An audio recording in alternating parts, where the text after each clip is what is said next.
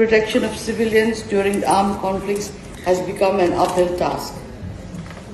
Even as we commemorate the 75th anniversary of the Geneva Conventions, the principles designed to protect civilians are being systematically ignored or misinterpreted by the resourceful and powerful countries.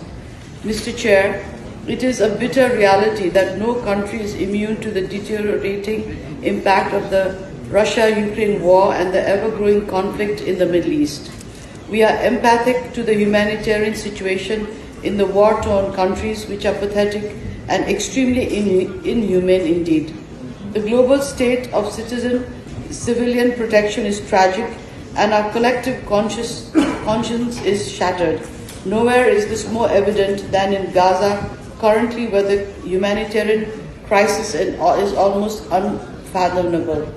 The government of Nepal strongly condemned the terrorist attack on Israel by Hamas on October 7 last year, where about 1,200 people, including civilians, youth, and children, were killed. Among these were 10 Nepalese. We are still waiting for the release of our citizen, Mr. Bipin Joshi, from Hamas's captivity. The devastation of Gaza on such a scale and the relentless death of civilians, however, can't be justified.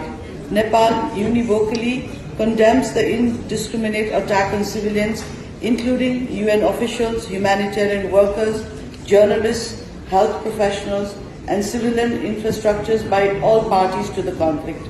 The near total destruction of homes, schools, hospitals, and basic infrastructure has left the entire population living in constant fear of deaths, let alone have access to food, education, health, and clean water.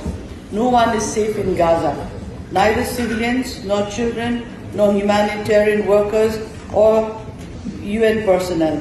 In fact, the casualty numbers are becoming increasingly and unbelievably tragic.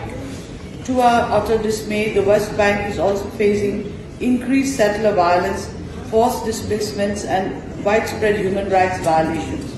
Mr. Chair, we continue to fail to stop wars, bring solutions to the problems, and restore peace and tranquility across the world. We are not even successful in giving hope and positive gestures to end the wars. In fact, negotiations for peace seem to be losing their way. This situation must end immediately. We call for an immediate ceasefire, release of hostages, and full implementation of Council Resolution 2735 of 2024. We emphasize the urgent need for all parties to adhere to international humanitarian and human rights laws and ensure accountability for violations. Respect for international law, including the UN Charter, is non-negotiable. Nepal supports the two-state solution with Israel and Palestine living side by side in peace and security within recognized international borders based on international law and the relevant UN resolutions. Mr. Chair, Nepal, as a committed member of the movement, stands firmly in support of peaceful coexistence between nations regardless of their political, social, or economic systems or size. The Palestinian cause remains central to our movement.